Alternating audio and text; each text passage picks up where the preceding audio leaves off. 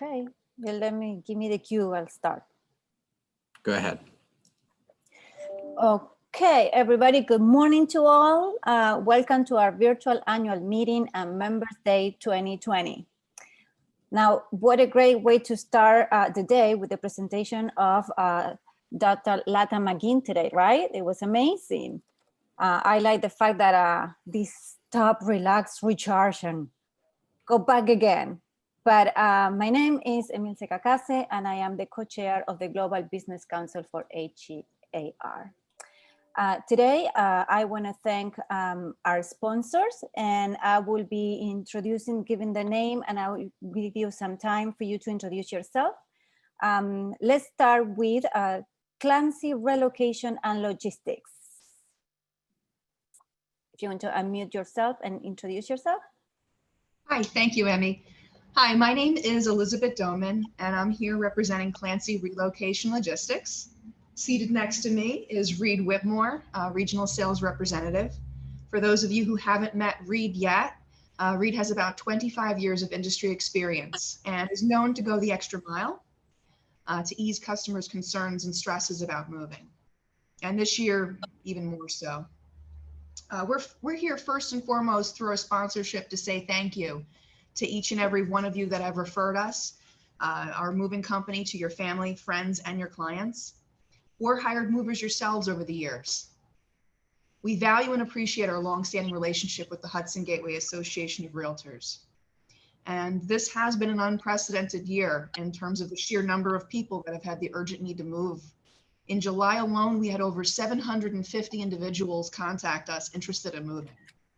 And for peak moving season from May 1st through the end of August, that number reached just over 2,300 individuals. We've helped hundreds of families reach their new home safely this year, and we're very happy about that. Certainly handling unexpected moving challenges, such as adapting to the new normal, is where our team has shines. And in addition to in-person estimates, we've launched new virtual survey tools, as well as a do-it-yourself quoting tool available on our brand new website.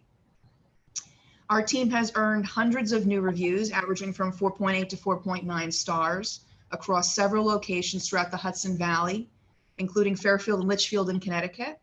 And we invite you to learn more about our services for residential and commercial moving and storage at clancymoving.com. Thanks for your time, everybody. Stay well, and look forward to seeing everyone soon, I hope. Thank you. Thank you. Thank you so much. Now, let's introduce to Co-Communications, Inc. Thank you, Emmy, and thank you, everyone. I'm Karen McBride. I'm Director of Client Services at Co-Communications. We are absolutely delighted to join everyone today, and thank you so much to the Hudson Gateway Association of Realtors for hosting this terrific event. Co-Communications is a full-service marketing and public relations company. We have offices in White Plains, New York City, and Hartford, Connecticut. Our agency works with a real diverse group of local and national clients.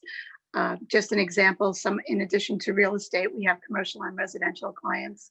We also work with education, healthcare, professional services, nonprofits, economic development companies, and tourism.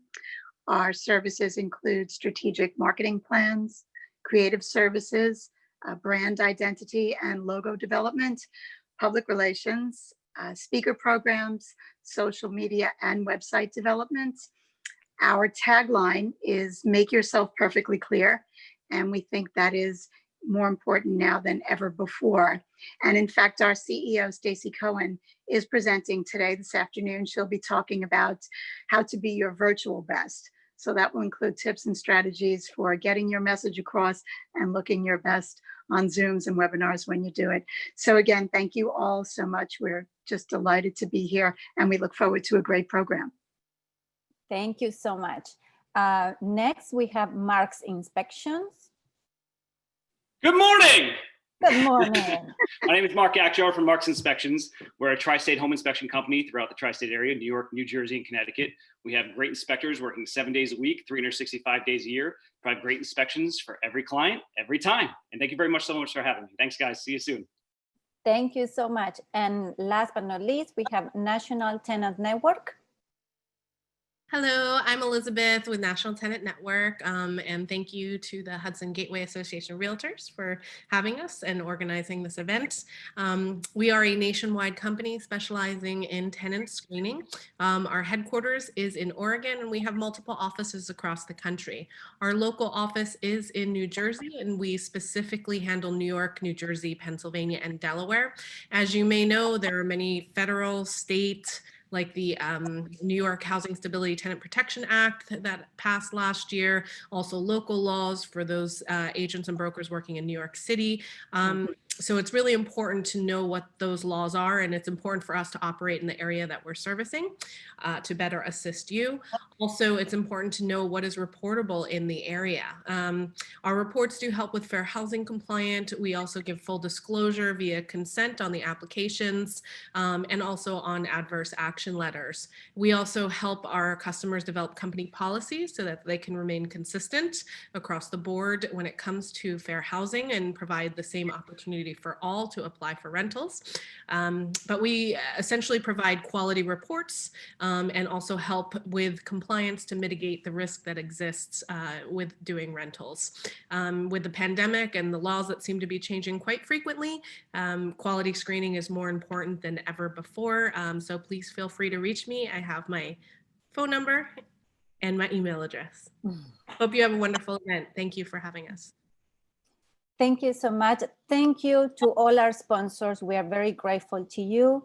And now, what a great honor to introduce our next speaker, a Feng Shui master, an amazing professional. Her name is Deborah Duneyer. She is a Feng Shui master, accredited LEED, graduate gemologist, and certified eco designer. She has been featured on Martha Stewart Radio, Brokers Weekly, Social Life Magazine, Barons.com, Better Homes and Gardens TV, CNBC, MSNBC, and CBS, and many others. She is the founder and president of EcoChi, which is a unique design approach combining green and sustainable practices, wellness studies, and spiritual design philosophies from various cultures.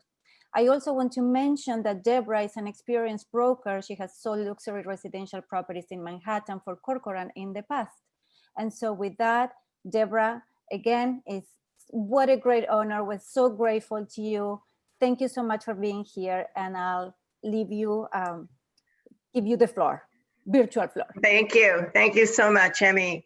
And a big thank you to Kathleen and to Mary, Gary, and the staff and sponsors at Hudson Gateways for this wonderful opportunity.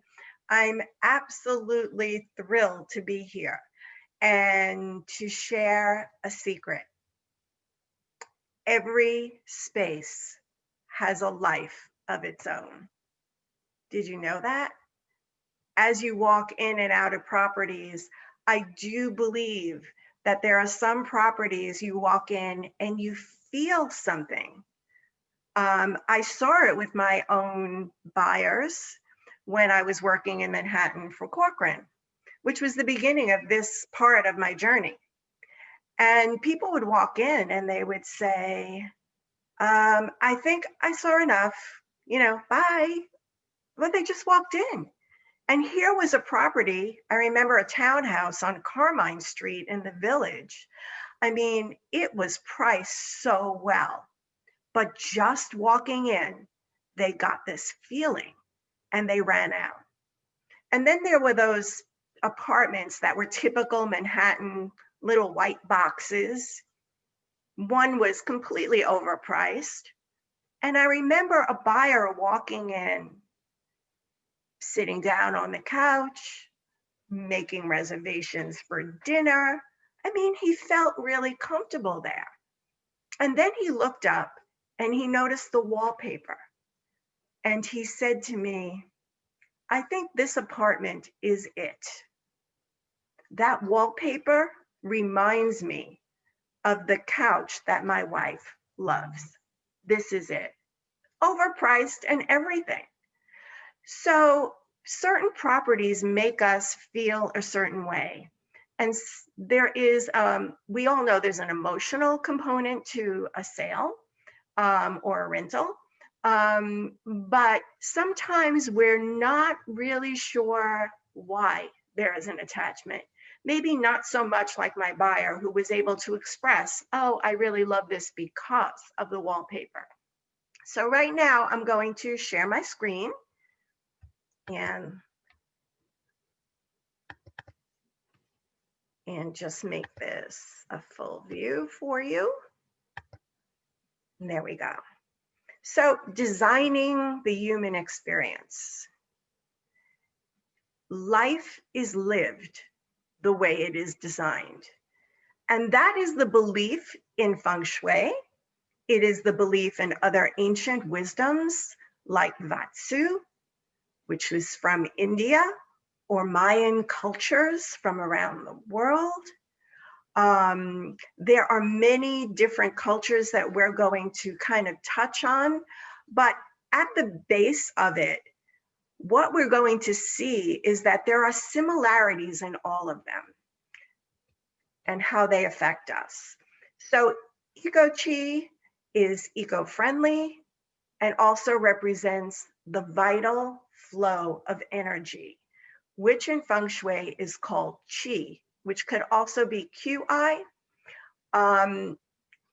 This unique design approach takes into consideration a wholeness of experience.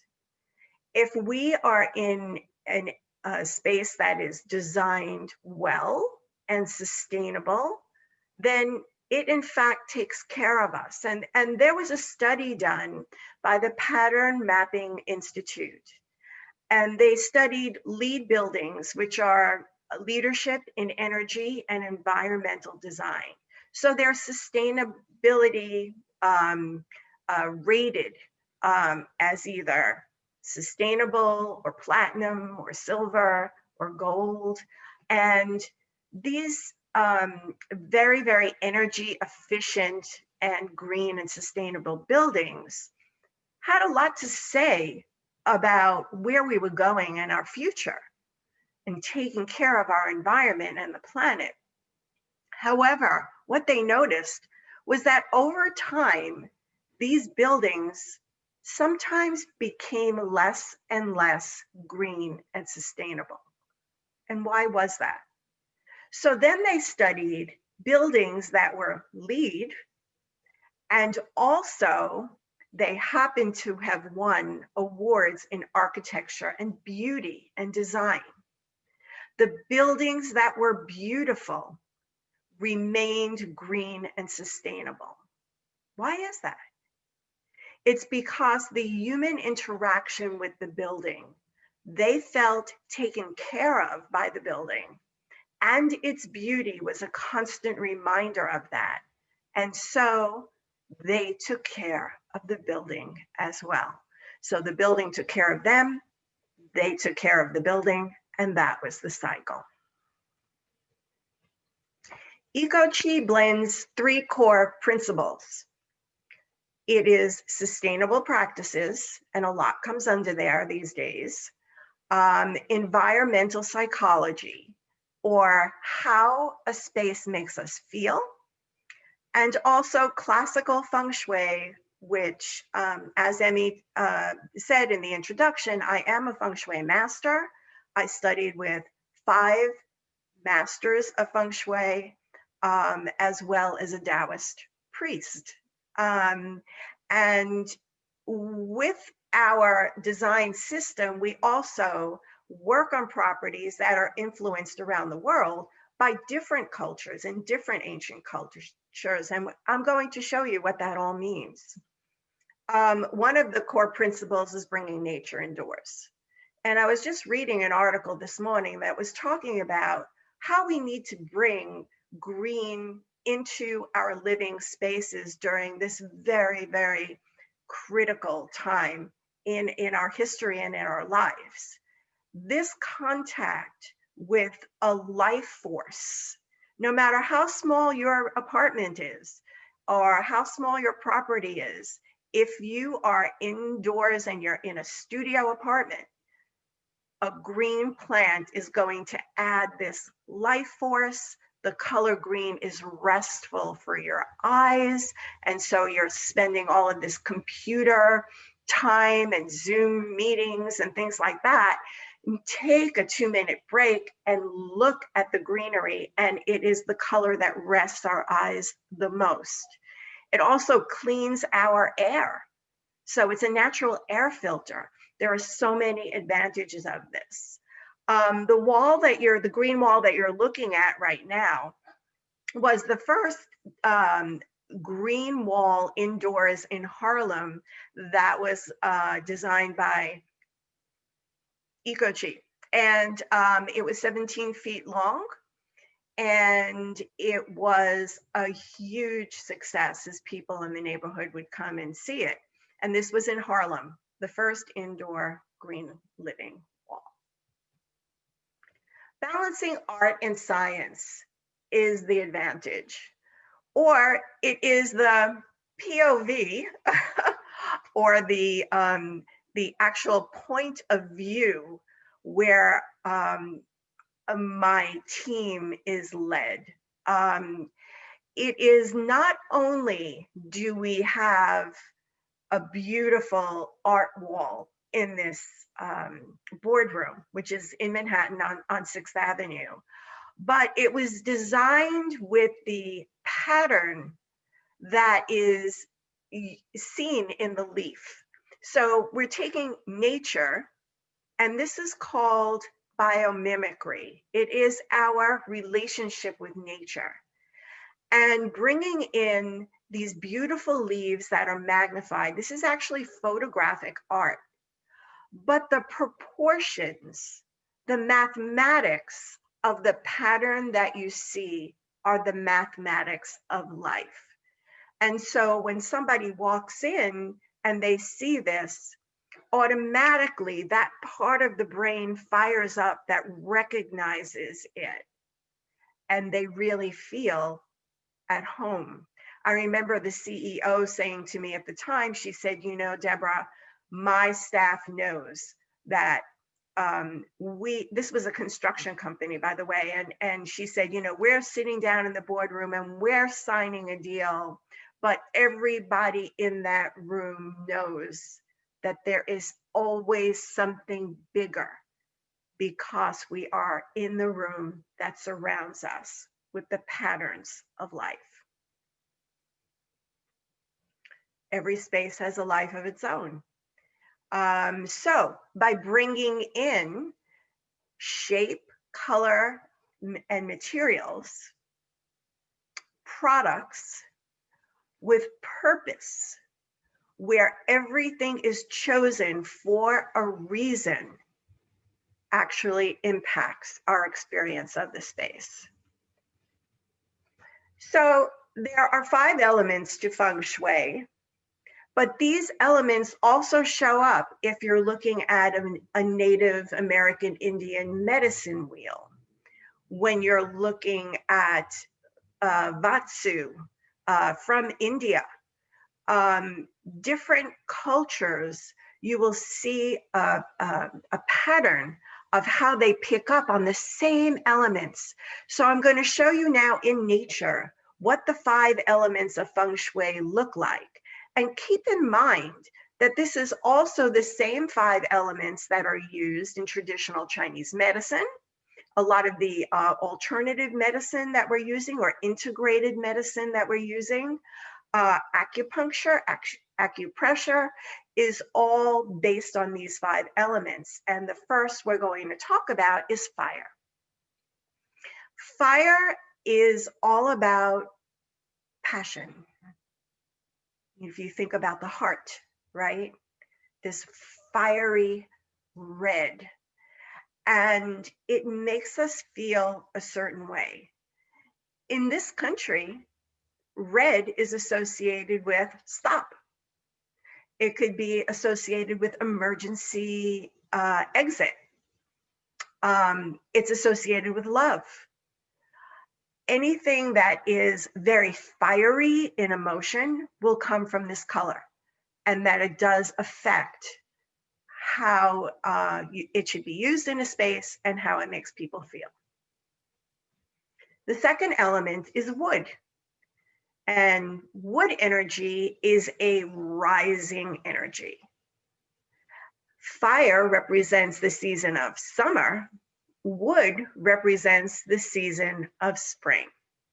So the idea is that underneath the ground, there are these seeds or the beginning of greenery that's pushing up in the spring. This pushing up is a rising energy. And it also makes us feel refreshed. It represents starting a new chapter.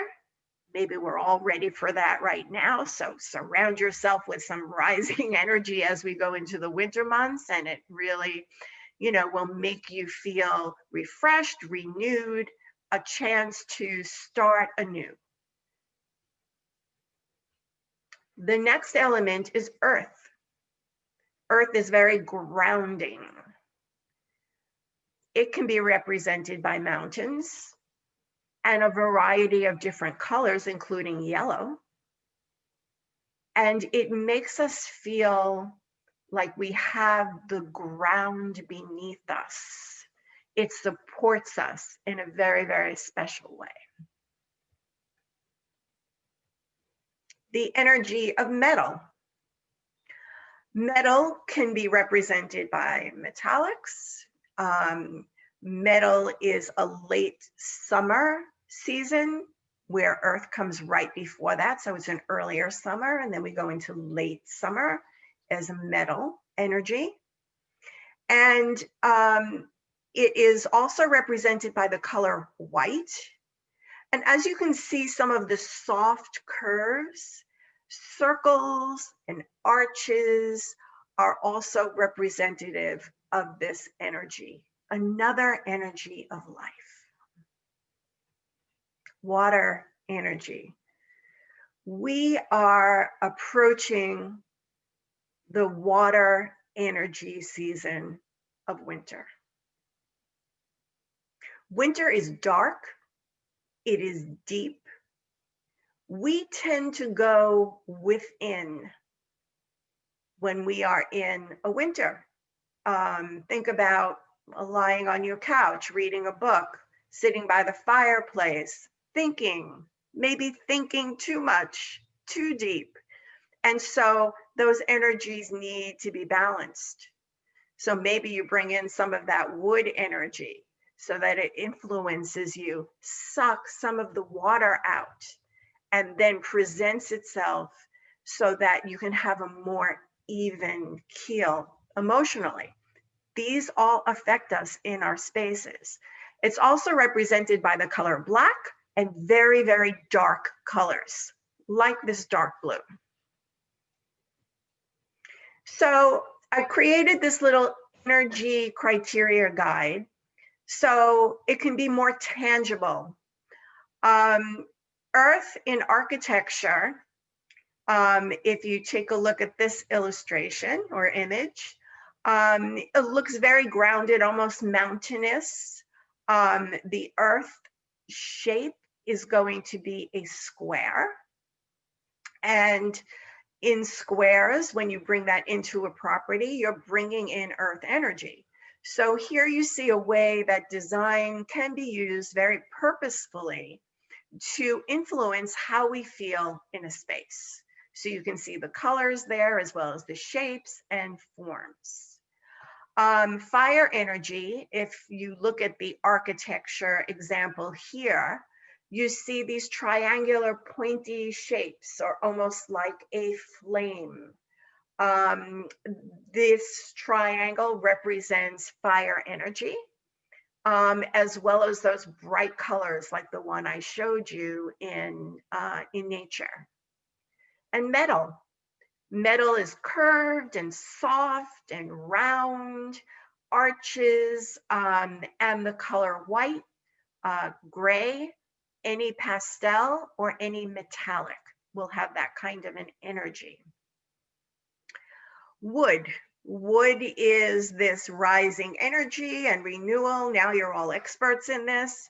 but also the color green. The shape associated with it are rectangles. And you'll see other examples of that as we move along in this presentation. And then water. I would say the sky is very watery because it's very black. But if you also look at the tops of these buildings together, it is an irregular, I don't want to say pattern because it's not a pattern. You know, anything that is irregular is going to be a watery energy. So I was working on a project for the Global Wellness Institute where I'm a vice chair of the Sustainability Initiative and was working on a mandala. I just want you to know that no one has seen this before. So this is really an inside look, but I'm so excited to share this with you. So I did some research and found different symbols in different cultures and took these and decided to create mandalas out of it. And the reason why I thought this was so important to show you is because I want you to understand that there is a subconscious level to how things make us feel when we see them. And as I use this in my purposeful design, I am looking to optimize the experience in a space by touching somebody in a way that they're not even realizing why they feel so great in this space, or why a certain space has a specific purpose. And I use these symbols and colors and shapes and forms and lighting to actually influence how people feel, so the ultimate purpose of that space can be achieved. So you see here from ancient Greece, the symbol of life, the symbol of community from Japan, environment from Africa, a Celtic mind, body, spirit symbol, economy from Egyptian cultures, and body from pagan symbolism, and yin and yang, of course. Yin and yang being the masculine and feminine from China and used a lot in Feng Shui. I think I'm going to take a moment now and also talk about Feng Shui for a minute. Feng Shui is, by definition, if you translate it, it means wind and water. But it also is this intuitive art of placement. There is something called the San Chai in Feng Shui. And the San Chai is, let's think of it like a sandwich, okay? The top layer is heaven energy. It's the things that we can't see. The bottom layer is earth energy. So it is furniture and pillows and blankets and textiles. And in the center is the human experience. So as we look at that, keep that in mind. The things we can't see, the things we can see, and the human experience sandwiched in the middle. So here are these mandalas that I created. And if you look at them carefully, you can find the symbols within them. And I think that this is very, very important to keep in mind when you're in a space, because you experience it as a whole and also with a feeling. I know that there are some spaces I've walked in and had goosebumps on my arm. I knew that something not so good happened there. Or I walk into a space and all of a sudden I feel my lungs open up, like I can't take in enough breaths because I have a feeling of almost like being in love. It affects my emotions so much. So take a look at how these have been used. Right here is the symbol of life. And you can see here the symbol of community and society from Japanese culture.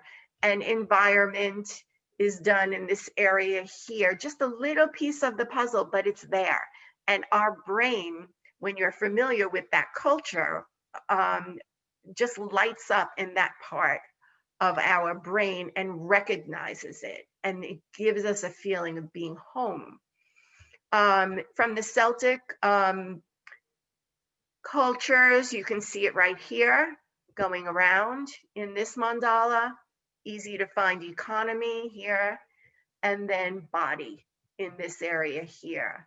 Just an example of how a little piece of a symbol that we recognize as something positive embedded into the rest of the experience absolutely affects how we feel. So now I'm going to show it to you in real estate. So the way that I work is with a compass. It's called a Lopan compass, which is a Chinese compass that measures magnetic north. We use magnetic north because magnetic north kind of rules this planet, whether it is migration or the phases of the moon or the tides. Magnetic north is kind of the life force of magnetism. And so we want to be connected to that when we are designing an interior space. So I take a reading, and then after the reading, I then have what I call energy mapping. So I place that over this floor plan here, and you can see that my reading was 75 degrees east in a magnetic north setting. And what does that mean? Well, let's explore that together. So after I analyzed it, I found out which areas had which energy running through it, and then analyzed it as to making this optimum for people who are going to live in this space. What are the energies that are needed? Now, keep in mind, there are auspicious and inauspicious areas in a space, but once they're properly cured with the right elements or design elements in a way, purposefully, it is then becomes all auspicious or all lucky and making you feel really great wherever you are. Also take a look at this. This was already furnished, and for some reason, this person kind of loved angles. So everything was angled in here. In Feng Shui, you think of qi, or life force that flows through, almost like water, really. If you could see it, it would be like water kind of running through. In nature, it is great to see the water kind of swirling one way and then the other and beautifully flowing. That's the way we want qi to flow in a space. However, if things are set up with corners sticking out all over, or if there is something blocking the qi from coming in through the entranceway, then there are going to be spaces that do not have this kind of fresh flowing energy. And that is not good. And you feel it. All of a sudden there's a room or a space. People call me all the time and say, you know what, there's a room in my father's house. No one wants to go in there. Why? Because there's something blocking the qi from actually flowing there. And you've got to get that going. So here is a little diagram where you can see from a Feng Shui perspective, these are the little areas here that I analyzed and said, okay, there's unbalanced seating here.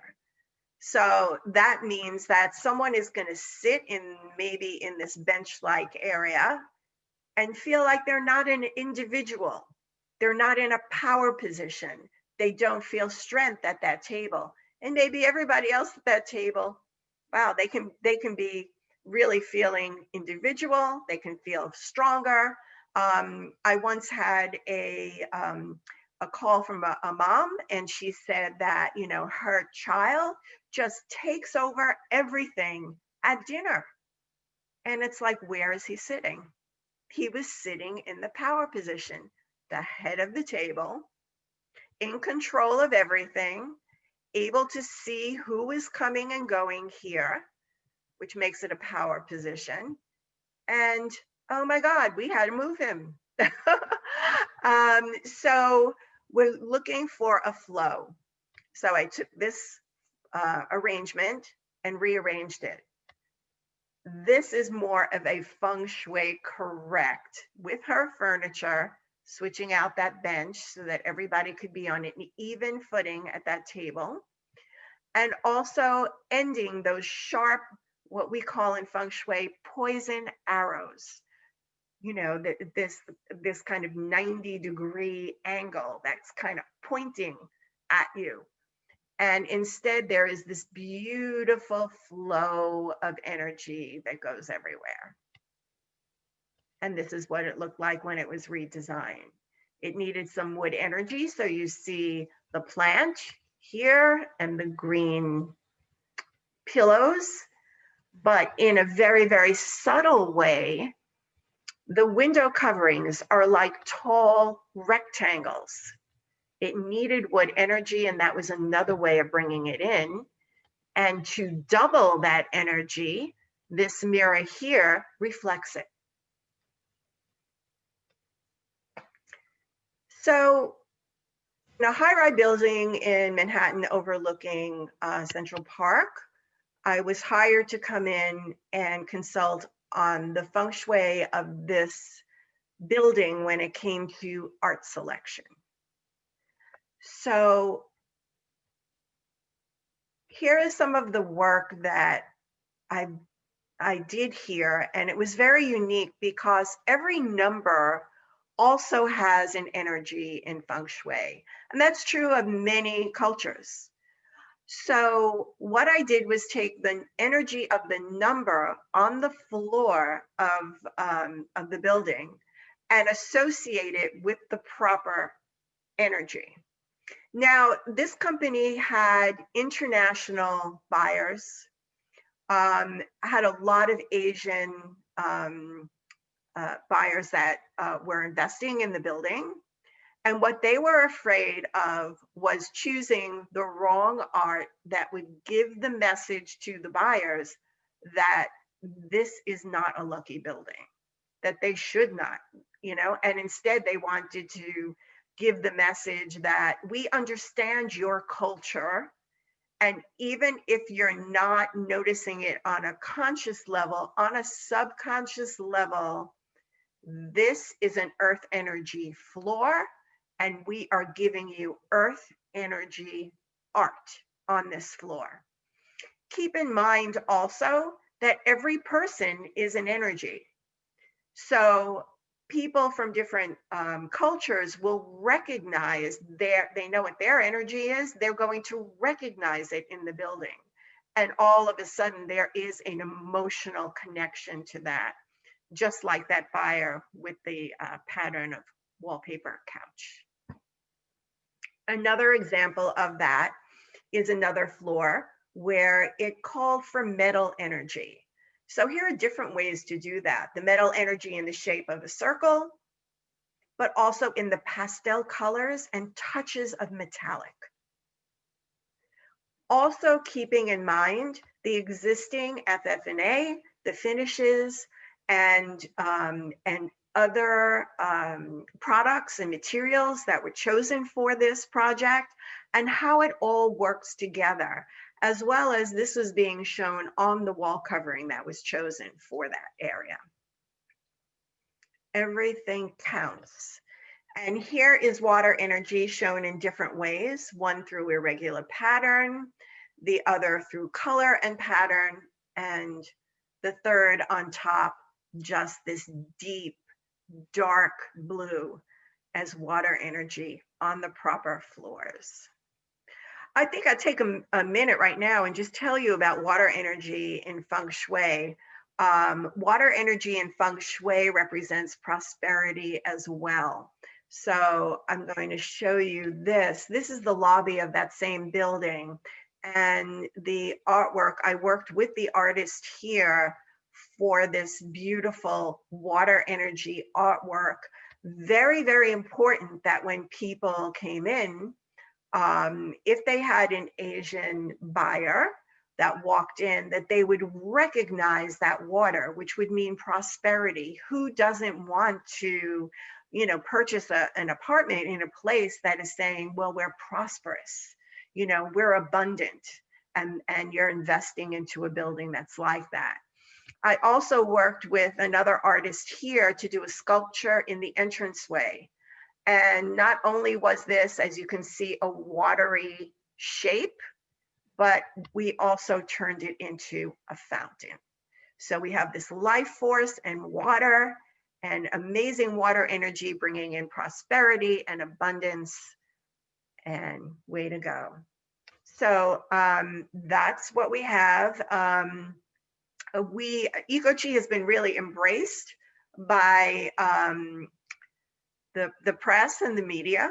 They are fascinated with it and have been for years. And I feel very, very grateful that I'm able to share and tell my story, and the many, many stories of my clients as well. There was a restaurant in Westport, Connecticut that called me in to do a redesign. And it happened to have been Paul Newman's restaurant called The Dressing Room after he had passed. And it was a new family that was taking it over. And bringing in this purposeful design and the feng shui elements, we redesigned the restaurant. And when the project was done, I got a phone call from them and they said, you know, the employees are so happy and people are loving the decor, and we're just so happy. We're booked through the season. That never happened before. And, you know, thank you so much. And that was the first phone call. The second phone call came about 2.5 months later. And the chef, Fernando, said, Deborah, you know, we're really, really happy with everything. And that's not why I'm calling. I'm calling because people in the community are telling me that they're coming here to heal. That if they have a migraine headache, if they're not feeling well, they're stressed out, they're coming here because they feel better and they leave feeling better. And I don't know that much about feng shui, but I do know that that's part of what you do. I certainly know that this effect that the space is having on people is because of your work. And thank you. So these projects have, not only do they have a life of their own, but they do create memories for people in layers that often even surprise me when I get those phone calls. You know, I would say sometimes 3 weeks later, sometimes 3 months later, they go on to enhance people's lives. So nurture your space and it nurtures the home within. Thank you.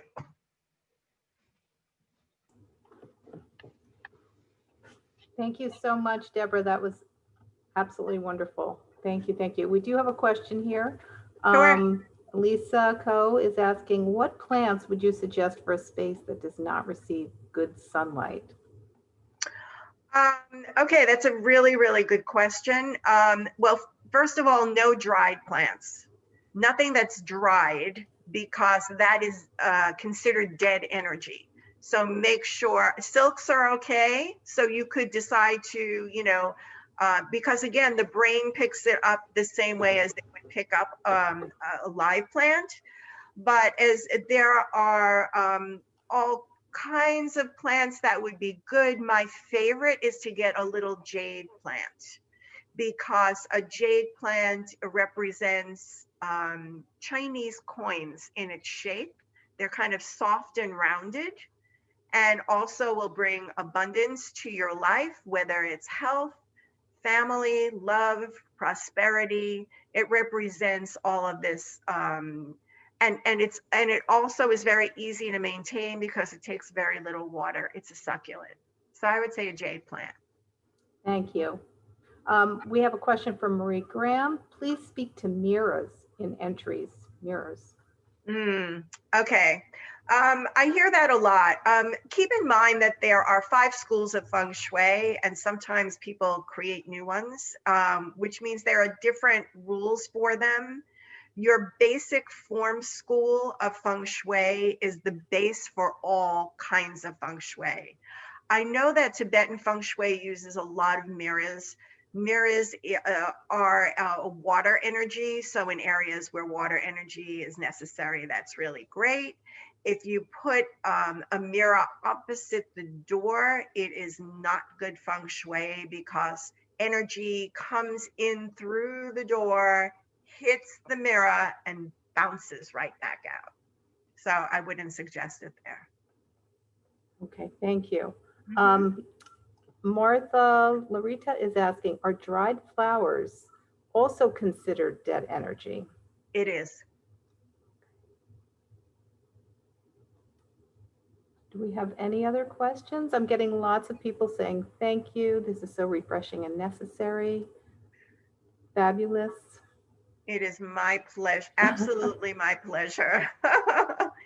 Silk flowers is another question. Silk flowers are fine. It is just having a live flower that has been dried and using that. And some of them are very, very pretty, but in Feng Shui, it has to go because it's not alive. We're looking for a live, energy that is full of life. And silk flowers are fine because it's imitating that, but it's not a dead energy. Thank you. Thank you. Welcome. Someone has said, thank you, Deborah, for the info. I'm from India and Indian. Asian buyers believe in it. Thank you. Yes, absolutely. Rosa Spray is asking, any other green plants for indoors with no sun? Try bamboo. Bamboo is also very, very lucky. And you just put it into a vase with just some water. Okay.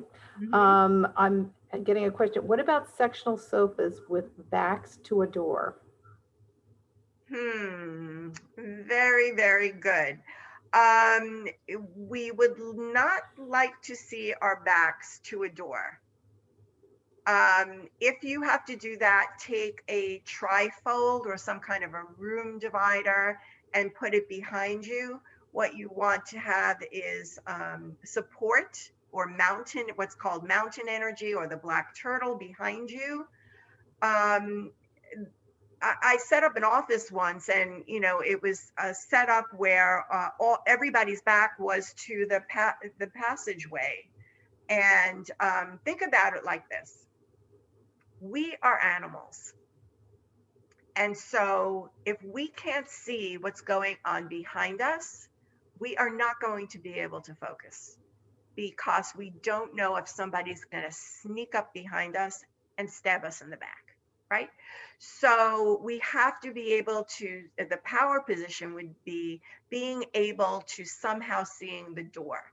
Now it can be done very simply. What I did on those desks was, I turned them around. I turned all those desks around so everybody could see what was going on in front of them and they can focus on their work, because otherwise they're like, every other minute they feel something's going on back there, right? But another very, very simple solution would be to put a mirror in front of you. That way you can see what's going on behind you. Fantastic, thank you. Someone asked if you do workshops or presentations for real estate offices. Yes, we do for real estate offices, we do for real estate development a lot. I did an Instagram live show in a 3-part series for a real estate development company as well. So yes, available to do that. Thank you. Speak to having paintings in a home or business. What's acceptable, portraits or plants? I'm sorry, what's the end of that question? It's funny. Speak to having paintings in a home or business. And then second question, what's acceptable, portraits or plants? Either one could be acceptable. It has to be placed in a certain way, but I have a story. Do we have a few minutes for me to share a story about a painting? Absolutely. Yeah, okay. So I was working with a woman who had an apartment in Manhattan. She was a high-powered business woman, and she hired me to come in and take a look and kind of redesign her apartment. But you know, when you go to visit, you always find out more than what they said on the phone, right? So I go in there and she goes, you know, I've been seeing the same man for 7 years, and I'm getting, my biological clock is ticking. I want to start a family, and he's just not popping the question. So I said, let me see your bedroom. I walk into her bedroom, and in her red bird, and I'm going to repeat it, red bird in Feng Shui is the area in front of you where you could put a painting, right? In her red bird, so she sleeps in her bed and looks at a wall that has a painting of a woman by herself, sitting, looking at a telephone, waiting for it to ring. Oh my God. So I walk into the room and I said, well, this is your red bird. It's the first thing you see in the morning. It's the last thing you see when you go to sleep at night. This is where your future lies. Look at what you're looking at. And she started to sob like a baby. This powerful businesswoman just fell apart. And so she took it down. She said, I have a lot of friends who are artists. I'm going to commission somebody to do a painting of a nude lovers. And it's like, whatever you want your future to be, I'm not going to tell you what to put there. That's what you put there. And so she commissioned someone to do that. And she asked her super, who acted as her handyman, you know, to put it up on her wall. So it comes, it arrives, and she's about to have him put it on the wall, but he was busy that day. She puts it on the floor. Her boyfriend comes in. They have the biggest fight. They break up. She goes, this is not going anywhere. This is never going to happen. We're done. And the super comes back later on in the week, puts up this painting, and she runs downstairs to meet some girlfriends for dinner. She was the first one at the restaurant. She sat at the bar. A gentleman sitting at the bar buys her a drink, and she calls me 3 weeks later. I met the love of my life. We're moving in together, and he has a daughter. So she already got her family, got her guy, and they're still together, and it's over a decade. Wow. I have Yeah. goosebumps. So what you see is what you get. So when you're choosing your paintings, be sure that it represents what you want to bring into your life. Wonderful. Thank you. You're welcome. We have a question about, can you discuss decluttering? Decluttering. Yeah, I can. I think in every single culture that decluttering comes on the top of the list. And, you know, I know it's tough right now with so many of us spending so much time at home. But the only way to bring something new into your life is by saying goodbye to the other stuff. So go through your things, and I created a system called Stay, Maybe, Go. Make 3 piles. What's going to stay, what's a maybe, and what is a go. And donate it, repurpose it, give it to someone that can use it. Throw away the rest. And you're going to see, as you work on this, the things from the maybe pile start to go into the go pile. Make room, and you are sure to have new things that come in to kind of fill those spaces. It represents your life, but it also, in Feng Shui, represents your health. When you have too much stuff around you, it's like clogging up your veins, literally. So clear it out and make room for new things. Thank you. What suggestions do you have for a young man whose job requires to move every year? I would say that it is important wherever you move that your bed, I remember I was being interviewed by some newspaper in Washington, and it was a journalist, and he said, oh my God, I just moved to Manhattan and it's a small apartment, and you know, my head is by the window and it just doesn't feel right, but where can I put the bed? It's a tiny apartment. Be sure that you have mountain energy behind you. So you see behind me today is a brick, right? Fireplace, but it's brick, it's mountain energy that will support you. So be sure that in your bedroom specifically, that you have a wall behind you. If that's not possible, a heavy curtain, so that it is supporting you in your sleep. And to be sure you're not going to clutter things around. I'm not sure if the young man is also working at home, but if he is, to be sure that the area that he's looking at, which is the red bird, actually represents something that is his ultimate goal in his work and in his life. Thank you. What direction at entrance is most desirable? This is a really hard question to answer. In this hemisphere, it is said that, you know, south or southeast or east are the three most auspicious areas, but everyone in real estate knows that there is a customer for every piece of real estate. So whether it's facing north, you'll find somebody, or west, you'll find somebody for that too. And why is that? In Feng Shui, in the school of compass, the compass school, which I showed you how that works, everybody has a different energy and everybody needs a different energy. So it could be for some people, the south and southeast is not so lucky. It's according to who you are and what your energy is. And that energy is determined by the moment you take your first breath and where you are. So I look at the longitude and latitude of where you were born and when you were born. So it's a little bit more complicated. Yeah. Suppose there is a window opposite the entry door, but there's the entry door and foyer door.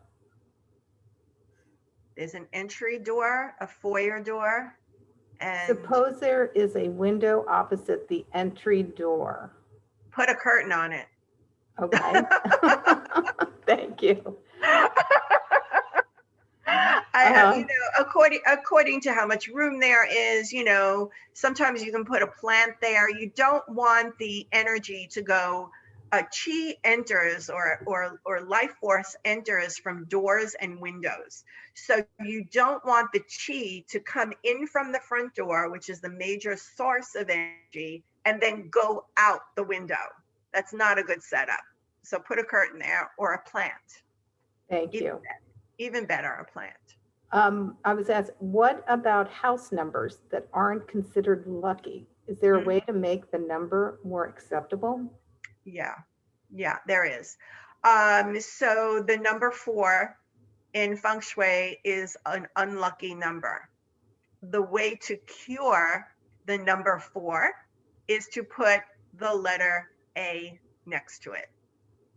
The 4 plus the first letter of the alphabet equals 5, which is a very auspicious number. So it neutralizes 4. The reason why 4 is an unlucky number is because it sounds in Chinese like the word death. Thank you. Does cactus give bad or good energy? That's a really good question. That's coming from someone that knows their stuff. So cactus is not a good energy if it's in your home. It should be outside of your home to protect you. Okay, thank you. Does Feng Shui do any special smudging when people move into a house? Okay, yeah.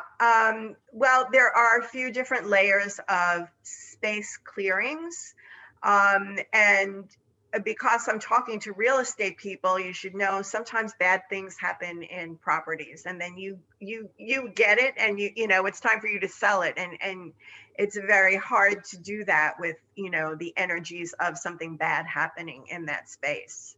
So a space cleansing is what's needed. Or even if it's a resale, someone might want to start completely neutral and have a clean palette of energy in there that just, you know, supports them and their new memories there, and not have lingering energies there.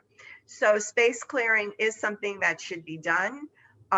If there are serious problems with the property, it should be professionally done. But smudging is, I would say smudging is like vacuuming in a way. You know, you vacuum the place to kind of clean it out. Smudging kind of cleans the energy in a space, and be sure to get the corners. There are 2 other techniques that I use for space clearings. And if it's a tough property with a tough history, I'll use more than one, Thank you. but it's good. Emmy, I'm going to let you ask the last question and wrap up our session. Thank you so much, Deborah. You're very welcome. My pleasure. Emmy, you're muted. There we go. I was so into listening to every single detail. It's just been fascinating, Deborah. Thank you so much. We do have one last question. What would you put on a wall approximately 5 feet from a front door entry, stopping the flow of energy? It is a wall 5 feet from the door. Mm-hmm. Yeah, I don't know how much space we're talking about because I can't see a floor plan, obviously, but I would say a plant would be very good, or something that curves. Mm-hmm. So if you're going to put a table there, if it's a small space, it could be, you know, a half circle, or it could be a full circle. And what happens is the energy comes through the door and then goes along that curve so that it can then enter the rest of the space. Wonderful. So for everybody, if there is no any other question, I just want to thank you, Deborah, for your time, for being with us today and sharing your wisdom. It has been an outstanding, fabulous presentation. I'm sure that it will help a lot of us. And I'm sure everybody start looking at their own spaces right now, trying to figure out what they're going to be changing to make sure that we get the best energy and the most positive energy coming to ourselves. So thank you again. And I'd like to thank you and just send best wishes for everyone to stay healthy, stay safe, and stay calm. Thank you. Namaste. Namaste.